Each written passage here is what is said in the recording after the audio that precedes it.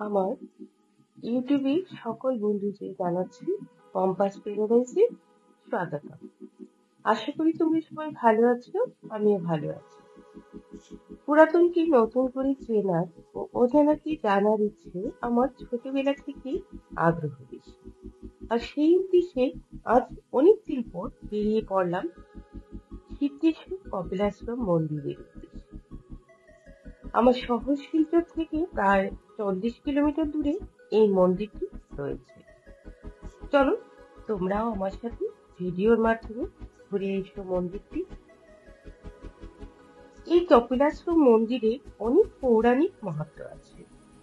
আমাদের শাস্ত্র পুরাণের মতে সাগর রাজা এখানে রাজত্ব করতেন। সেই সময়ই মহামুনি কপিল এখানে আশ্রম তৈরি করেন। সাগর রাজা 108 অশ্বমেধ যজ্ঞের আয়োজন করে। দেবরাজ ইন্দ্রের তখন ভয় হয় যে হয়তো সাগর রাজা ওনার থেকে বড় হয়ে যাবে, এবং সেই ভয়ের কারণে তিনি সাগর রাজার অশ্বগুলো থেকে একটি অশ্ব চুরি করে লুকিয়ে কপিল মুনির আশ্রমে রেখেছিলেন। রাজা সাগর খুঁজতে এসে এই আশ্রমে অশ্ব দেখতে ভাবেন কপিল মুনি হয়তো এই অশ্বটি চুরি করেছেন। তিনি তখন 60,000 সৈন্যদের নিয়ে আশ্রম আক্রমণ করেন এবং তাতে কপিল মুনি রেগে গিয়ে এই 60,000 মানুষকে অভিশাপ দেন। ফলে ওরা এই মাটিতে সমাধিস্থ হয়ে যায় আর সাগর রাজার যজ্ঞ পণ্ড হয়ে যায়।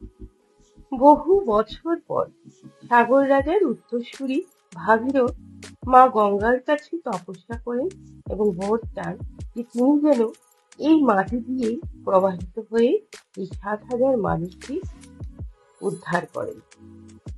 মা গঙ্গা প্রসন্ন হয়ে সেইভাবে এই দিক দিয়ে প্রবাহিত হলেন কপিল মুনির আশ্রমের পাশ দিয়ে।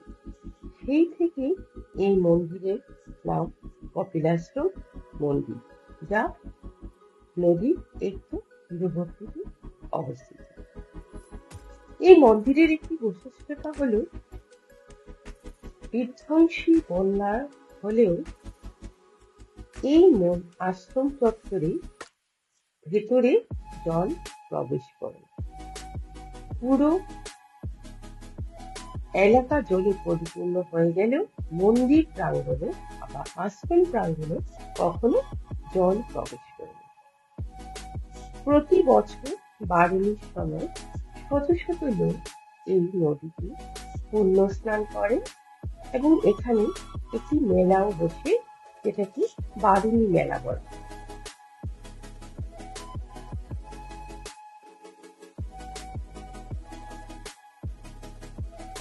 আমার এই ভিডিওটি যদি সবার ভালো লেগে থাকে তাহলে অবশ্যই একটি লাইক ও একটি কমেন্ট করে জানিও কেমন লাগলো তোমাদের এই ভিডিওটি। স্রোতস্বিনী নদী বয়ে চলেছে, শিব বাবা ও হনুমানজির বিগ্রহ।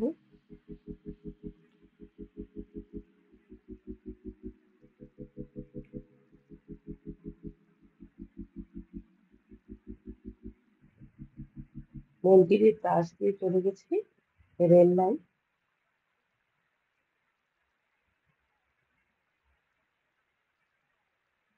এবার ফেরার পালা। একটু সান্ধ্য ভোজন হয়ে গেল, চা আর পাকোড়া। সূর্যদেব প্রায় অস্তমিত, ফিরছি ঘরে। তোমরা সবাই ভালো থেকো, সুস্থ থেকো আর অবশ্যই আমার পাশে থেকো। দেখা হচ্ছে পরবর্তী ভিডিওতে। ধন্যবাদ।